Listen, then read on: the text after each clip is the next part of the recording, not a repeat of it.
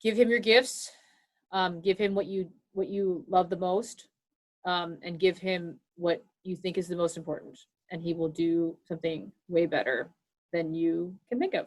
So yeah, so give it to him in prayer, and be open to the movements of the Holy Spirit, and he will move if you give him the space to do so.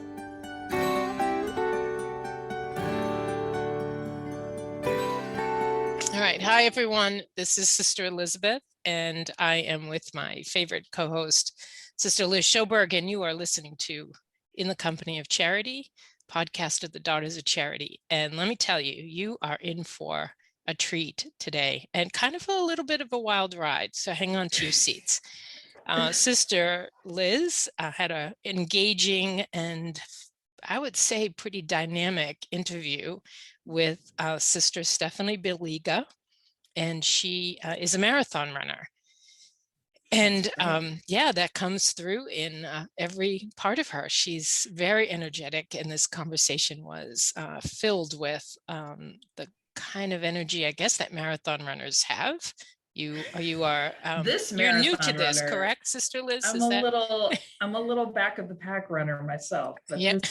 This girl, Sister Stephanie, really knows what she's doing. She is, I think you just have to listen to the episode where she gets to the part of talking about her marathon on a treadmill, which is just amazing. Yeah, when we were getting ready to start today, and I did mention that like I drive to like the grocery store or to the Walmart or something, and every once in a while I'll say to myself, that was like a 3-mile ride or a 5-mile ride, and I think, people run this distance.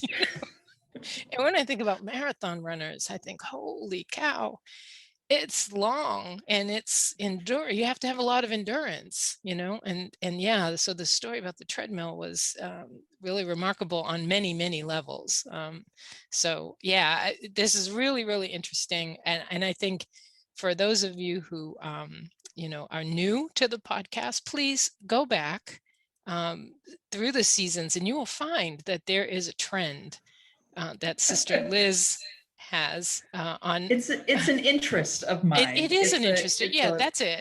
That's the word. That's the word. It's an interest of yours. I don't know how mine is evolving yet to see what my interest is, but yours definitely are spiritual, religious runners. So tell us a little more. She's in a young, new community, correct? And rather new community. I believe they're at this point what they would call an association of the faithful under canon law, not a religious institute yet, but great community of the fame of Chopped.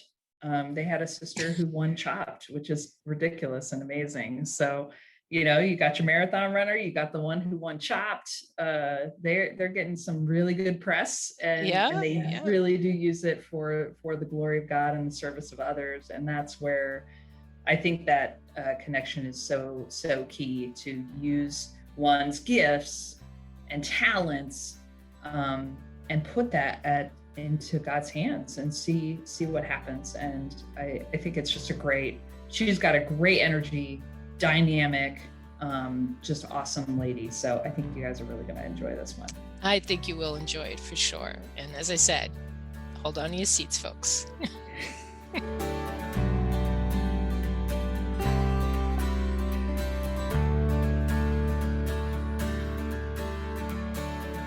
So Sister Liz here, and I am joined. This is a great experience for me as a runner myself. I'm so excited to have Sister Stephanie with us, Sister Stephanie Baliga. Thank you for coming and for making the time to sit and chat a little bit. Yeah, I'm really glad to be here. I'm excited to talk to everybody about some awesome faith and running experiences. It's gonna be great. Yeah. So just to start off, tell us a little bit about you, about your community, what you do, and just who you are. Yeah, sure. So I'm part of a community called the Franciscans of the Eucharist of Chicago. We were founded in 2010 here in West Humboldt Park at a place called Mission of Our Lady of the Angels, where we work with the poor here on the West Side, which is one of the most challenged areas in Chicago and in the United States right now. We are especially have been hit hard by all things COVID, the virus itself, unemployment, violence. It's been the whole 9 yards. So it's been an interesting few months here. So we work with the neighborhood here. We also do evangelization work. Mainly, one of the main ways we do that is through teaching in poor Catholic schools. So I teach part-time at a school near here, K-8 religion, 2 days a week. And then we also, like, our community is very focused on perpetual adoration and adoration. We're building up slowly to a perpetual adoration here. So yeah, so we do work with the poor, evangelization and adoration is our main thing. And so that's what we do. There are currently 10 of us. There's 9 sisters, a brother, and then himself, Bishop Bob Lombardo, who was just ordained November 13th. Woo. As an auxiliary bishop for the Archdiocese of Chicago. So that's keeping things exciting over here. So that's great. And then, yeah. And so then I joined the community in 2010, right when it was being founded. So that was exciting. I grew up in Rockford, Illinois, which is a place that is distinguished from the metropolitan area of Chicago. It is not part of Chicago. It's its own thing. Part of Wisconsin than Chicago. And then so I grew up there and was raised Catholic, but it had not been a particularly intense part of my childhood experience. What was an intense part of my childhood experience was long distance running. I started running when I was 9 and ended up being really good at it. And I was recruited to run for University of Illinois, Urbana-Champaign, which I did. And I was the 6th fastest freshman in the nation in 2006. And was part of some very high scoring national teams. We were 6th, 8th, and 10th in the nation my freshman through junior year at U of I. And then surprise, I broke my foot my sophomore year in college on a regular training run. For us, it was a intensified stress fracture situation, and ended up going from being the best shape of my life to in a boot and on crutches in a period of approximately 15 minutes, which led to me to completely reevaluate my life. So it became much more than this injury itself. And from there, I had realized that professional running was not going to be a thing. A lot of the other things that I thought my life was going to be were not going to be a thing. And I needed to evaluate what was actually the meaning of my life and what am I doing with myself. And then eventually the question is, who is God and where am I going and what does he want me to do?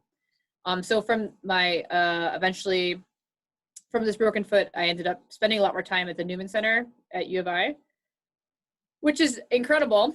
All of you college people who are looking for a college, please go to U of I. It's a great place. Newman Center's out of control. Great. Shout out to the folks. And so I ended up going on a retreat when my foot was still broken, so I was still in a boot, and had a very powerful experience at adoration where I realized that Jesus is really present in the Eucharist. And from there, that changed everything about my life, because once you realize that Jesus is really present in the Eucharist, you can't live the same way anymore, because you realize that your body is somewhere where Jesus lives. So it was a place where I needed to reevaluate a lot of my actions and a lot of the things that I did and the way that I lived my life, because I was not fit to be a receptacle for the Lord. And so then at that point, I started to take prayer seriously and learned more about my faith. And eventually from this experience ended up discerning a religious life and ended up joining my community, the Franciscans of the Eucharist of Chicago, out of college. So I joined in 2010. So when you were thinking about sisterly life, did you say, well, that's it for running because nuns don't run? That's not a thing. So maybe you talked with them about that ahead of time. How did that work for you? That is a super great question. So the driving force of my discernment for a long time was running, which is problematic, obviously. So it was kind of this interesting search. Well, it was it was more complicated than that. Religious life is confusing in a lot of capacities. And if you don't really know what you're doing and your guidance is mediocre. There's a lot of confusing things in the world. So there's a lot going on there. And so, but part of it ended up being was what could I run as a sister, and if I could, what would it look like, and that kind of thing. Eventually I started discerning with the community that's not us. So it was earlier in my discernment that if I would have joined this other community, I wouldn't have been able to run, just because of the way that their life is and the way that their prayer is and the way that their lifestyle is. And at that point, when I started, I was pretty seriously thinking about this community. It seemed like there were some things that were going to work out for me. I had a powerful experience in prayer where I said, Jesus, if you don't want me to run anymore, I won't, and that'll be it. And so at that point, when I gave running to the Lord, he gave it back to me. So I ended up visiting his community. It was clearly not where I was supposed to be, so that worked out fine. And then I found out about our community because we were just being founded at that point in time. Visited here, very clear this is where I was supposed to be. And from there, this whole running was going to be a valid part of my experience here. But I had really prayed a lot about the place of running in my life, and I had really messed up my body pretty bad. I broke a bunch more bones after that foot thing, so my body needed recuperation time, and then before I did any more serious training. So through that experience, running really kind of got a new place in my life, a more appropriate part of who I am. And now I am able to use running to glorify God instead of just to glorify myself, which is what it used to be. So that was been a great gift. And I think many sisters probably experience this, where you had a dream for your life, or you had a plan for your life, and then kind of things changed quite substantially when you put your life in the Lord's hands. So was there a sense of mourning or loss or reorientation that you had to go through to say, like, oh, well, maybe my life will look this way, versus say being married or being a missionary or having kids, things like that? Mm-hmm. Yeah, so I personally, my vision or experience of my life, or like what I thought my life was going to be, air quotes, was like loose and wasn't very concrete. But what the main thing that changed was that I went from like being really focused on this personal achievement for glorification of myself, which is kind of where my life was headed. I was going to do this semi-professional running thing while getting a master's degree to do public policy, to be awesome and change laws that I probably would have sold my soul to the devil doing. So thank God that didn't happen. So I've been a horrendous, terrible politician. So thank God, God saved me from that. So so from that, so it was this sense of just the change, which is, I'm still, as we all know, conversion is a lifelong experience. So this, I'm still working through this and asking Jesus to help me, guide me towards, like, how do I do things for you only and not for myself? But that was just the beginning, very drastic move from, like, my life is not about me achieving things and doing things that make me look great, to my life is about giving myself to others, most centrally Jesus himself. So like that kind of paradigm shift changed the way that I thought about myself and the way that I thought about those around me, which was the main change, honestly, because I didn't really know what I was doing after college. I had all kinds of theories, but I didn't have any sort of like really set thing going on there. So the vision of my future life is vague. So like there wasn't any big loss there on that part. Mm-hmm.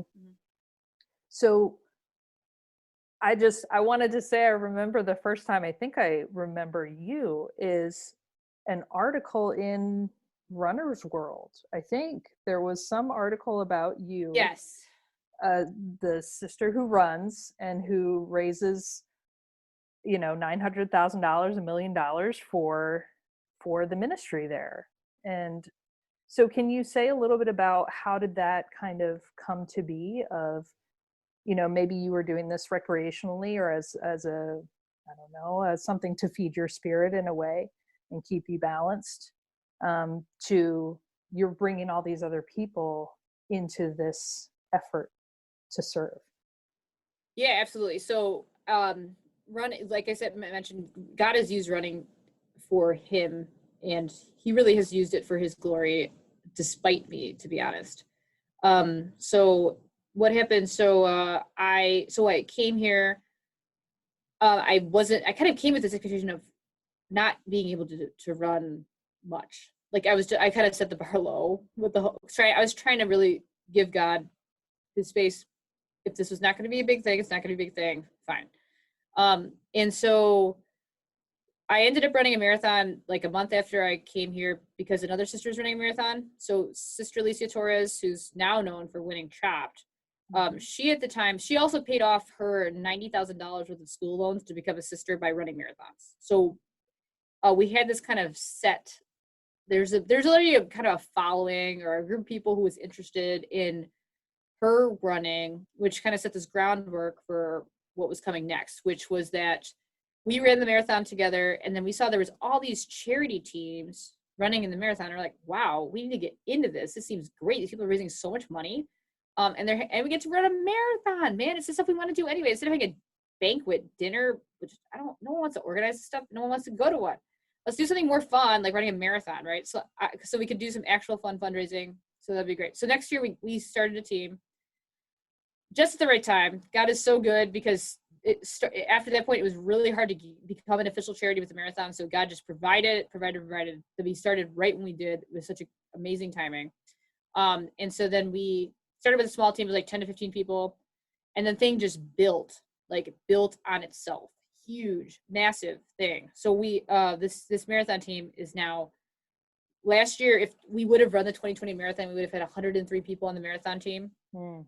And we've raised over $1 million cumulative for Mission of Our Lady of Angels and our work. It is our major fundraiser. It is our only official fundraiser. We are so blessed because of the amount of money we're able to raise from the marathon and other generous donors who continue to donate to us. So it's been an incredible blessing, both to obviously use the marathon as a tool for fundraising, but then also the Lord has used the marathon experience and the team and all the things, both for the edification and sanctification of those who are running on our team. We've had some amazing experiences of people really growing in prayer, growing in their capacity to do service, growing in their capacity to love the Lord, growing closer to Jesus from being on the team, which has been this beautiful thing to see. I'm the coach / spiritual person, guider person for the team. So it's been this really beautiful experience of like walking with people, running with people, being with people as a journey. Marathon training, as whoever's run a marathon on here knows, is a journey, and it parallels the spiritual life so well. So we know that it can just be a really great experience for growing in your spiritual life. But then also the Lord has used my personal running as a tool for evangelization, I believe. So we've been able to bring the message of Mission of Our Lady of the Angels, the mission of our community, the gospel to so many people because of my running. It's been such a great gift. I've gotten a lot of media attention across the country, national media attention, because of my running, which has been a great gift. I also briefly attempted to qualify for the Olympic marathon trials, which I abandoned that goal, but it was a lot of really beautiful attention to just the fact of me. I was given the opportunity to use my talents to attempt to achieve intense goals. And I was given the opportunity to use running for the glory of God. So it was a beautiful tribute, I think, to religious life, to the power of one's physical fitness to glorify God in your body, and to spread the word through joy. So it's just been this great gift to me and to all those here. So yeah, it's been great. It's been a great 10 years of running journey. So can you say a little bit about the mindset in a specific run. So like, let's say you're doing a long run, it feels difficult, like, are you praying during that? Are you listening to music? When it gets hard, what do you do? So spoiler alert, I haven't trained for a marathon for 4 years. I just run them. So when I so remember when I used to train, actually. I do train a little bit, but not much. So so here's a background. Sister Stephanie is very blessed to have a lot of natural endurance. So my strength is endurance. In college, I suffered because of my lack of speed. So I mean, I ran the 10K in college and track, and that was not long enough. It's like I'm always just seeking longer. The more I can slow all those people with fast twitch muscles down, the better it'll do. So so I love the marathon. My body's built to run marathons. So I actually am blessed that long runs are very enjoyable for me. So I'm blessed that that's a thing. I know that's not the case for most people. So, but obviously I still have really hard runs, as everyone does. Even if you have a lot of natural endurance, you do have really hard runs, or hard races. And so what kind of gets me through those experiences of difficult runs, difficult races is the knowledge of both that this participation in the suffering of Christ, obviously the sense of we're choosing to run marathons, but the sense that as usually in the actual marathon, if you're suffering a lot, it's this very intense experience of suffering with others. So the sense of like the body of Christ suffering for the glory of God is always this beautiful thing that I think of frequently during the actual marathon. Is this group of people sees the value of suffering for the good, in that we want to achieve some laudable goals. It's a beautiful thing that I see. And then just for when you're on a training run, the sense of like, we know that we're able to build our bodies up through training to be able to be stronger all around. As we are able to endure and persevere through training experiences, the better we are physically, mentally, and spiritually. I pray a lot when I run. So the sense of, I just kind of will bring those thoughts to Jesus and think about how all of this is for him and for the world. Yeah, I think that, there are so many parallels, and you take on the voluntary piece of it. You're putting yourself in that space, and sharing in Christ's sufferings. And I think there's a connection you can have with the people that are suffering involuntarily. And I know, you serve a lot of people who are struggling in any number of ways. If you were to say something to the people who are having a hard time in their life, or, whether it's depression or addiction or homelessness or what have you, like, what are you able to bring to that when you're with them? Yeah. So like this, I guess the sense of the running helps us to build up our capacity to experience suffering with others, their involuntary suffering, kind of like you're saying. So the sense of we are able to walk with people in their suffering better, I think, through the experience of voluntarily suffering. You're able to experience the suffering of others more acutely and appropriately, in that you're able to you can't always see the person's pain, you can't see their suffering. So I feel like it brings eventually more compassion, the sense of like, you don't know what anybody's going through during a marathon, so you don't know what it's always a reminder for me, you don't know what's going through with anybody else all the time. We don't know what's going on with them. We don't know what difficulties they have in their life. So it helps me I think it eventually helps me to be able to suffer better with people, hopefully be more compassionate in the end. That's kind of rambling. Does that answer your question? Yeah, absolutely. Okay. I mean, I think there's a quality of presence that we have to have with people, and not trying to solve a problem, but just being with them in it. And, I think that parallel of when we're on a run together or during a race, and all you got to do is look in the other person's eyes, and you know that we're putting in some effort, and it's not easy. And I think kudos to you for drawing so many other people into this mission that you have, because for whatever reason God had in mind to use this gift of yours to reach out to others, and hopefully that they wouldn't just give money, but also come and be present with what you're trying to do. But I wanted to touch on one piece of your marathon on the treadmill. Can you just tell everybody real briefly about that? My treadmill marathon? Yes, very exciting, unexpected national situation.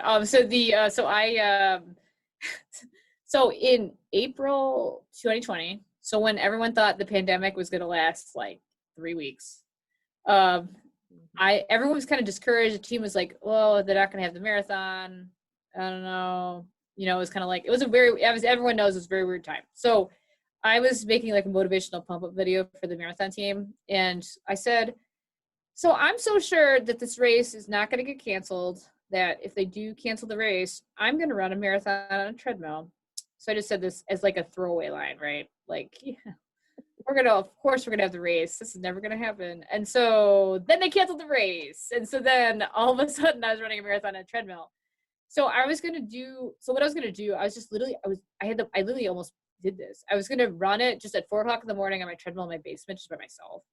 And just like, take care of this, check it down. I'm done. I've finished this and I'm done. But then my friend her name PJ Weiland is her name, who helps me organize the marathon team. She's been extremely helpful. I run a lot of stuff at the mission. So, I like had a bare bones marathon team going, but she kind of added some fun stuff to make it a little bit more enjoyable. She's great. PJ convinced me that this is not normal. People don't run marathons on the treadmill in their basement at 4:00 in the morning. And you should make this a big thing. I said, okay. And so she said, I'm going to make it a big thing. I was like, okay, sounds good. And so then we scheduled it like at a more normal time on a specific day. And then this media coverage came rapidly. Everyone thought this was really amusing. So there was a ton of media attention over this. So we live streamed the whole thing. And because there was no live sports, this suddenly became an attractive thing to watch. So I'm still stunned by the whole thing is so crazy. I honestly can't believe it happened still. So, and so then so I had people join me on Zoom during the whole marathon. So it was this whole cool thing. All kinds of people from the marathon team, past, present, future, people I know from like my entire life, all kinds of people from the mission. It was crazy. All kinds of people joined me on Zoom for 26 miles of craziness. And at the end, one of my childhood heroes, the bronze medalist in the Olympic marathon, came on the Zoom because people had organized this to happen. I was like dying. So I didn't remember retrack. I didn't train for this marathon. So that was the interesting thing. Everyone's like, how much do you train? I literally didn't train. And so I ran a 23-mile run like 3 weeks before, and I'm like, okay, it looks like I'm okay. And so then I just did this. And so I ran like 2 other 14-mile runs. It was like a joke. So I didn't train. So I was in a lot of pain at the end. I was doing a lot of that vicarious suffering situation because I was really dying. So, but then Dina, this bronze medalist, came on at the end and like pumped me up and got me through the end. So that was amazing. But yeah, we raised, with the treadmill marathon alone, we raised $145,000. And then together with the team this year, we raised $255,000 to support Mission of Our Lady of the Angels. So that was incredible. Very, very, very welcome. We've been serving 3 times as many people as normal during the pandemic. And we also were attempting to not stop our renovation project that we had started before the pandemic, which we have been able to not stop because of the generosity of so many, that we've been able to sustain this incredibly increased outreach as well as continue the project. So that's been a great gift, so that when the pandemic's over, we can open our new outreach center, which is what we're building. So yeah, but it was really, really, really humbling. So humbling, because I always thought and dreamed that kind of when it was clear that being a running nun was like a media thing. I initially thought that like the big thing was going to be me qualifying for the Olympic trials. So that's what it's going to be, this splash thing. I'm going to raise so much cash. It was like this, I was going to get a lot of opportunities to like really tell a lot of people about Jesus on some really big media outlet situations.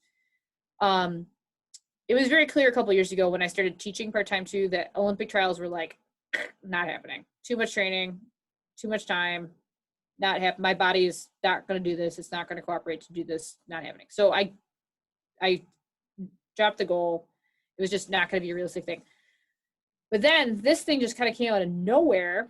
I got way more media attention than I would have if I would have qualified for the Olympic trials, to be honest. And it was honestly way better, and such a better way to spread the gospel. And there's so many more beautiful opportunities to talk about Jesus versus people paying attention to actually how fast I was running, which was really slow. But it was really humbling because everyone's like, oh, so great job. It was like, for me, it was like really slow, pretty bad performance. I was not in shape. So it was also just like, this was like a mediocre to bad athletic effort on my end. So it was like kind of embarrassing that I got so much attention for it, but humbling because I know that Jesus just wanted to use this for him. And get your Fools for self. Christ, right? Get your prideful face out of this, Sister Stephanie, and stop being a doofus. So it was just kind of like this humbling experience of Jesus doing what he wanted with my gifts. So that was great. Have there been people writing you or telling you their own personal experiences about how these kinds of things have affected them? Yeah, the treadmill marathon was huge. People were super. I don't understand how people were very inspired, and people were very touched by the whole thing. It was just like I'm honestly stunned by how much attention was given to it. It was just it was like the heart of the pandemic. It was August. It was clear that people were going to be going back to school in some sort of whacked out way, and this was not ending soon. There was no end of this in sight. It was just this like indefinite pandemic situation. And so I think it was a really kind of just a bright, something that was good, something that was not negative. That was a really good thing for people to see. So people and people reminded, because some people hadn't been to mass, hadn't been to church, hadn't been to anything for so long. A lot of people told them it was really inspiring and helped them a lot. So that was just really humbling as well. So awesome. So Yeah. awesome. Well, I know I would love to keep going and going forever. But I like to end whenever we have sisters on or priests on, spiritual people, like, what would you say to young adults who are thinking about their life choices, who are wrestling with it, maybe don't feel like they fit whatever mold they think they should, wondering what God's plan is for them? What kind of encouragement would you like to offer them today?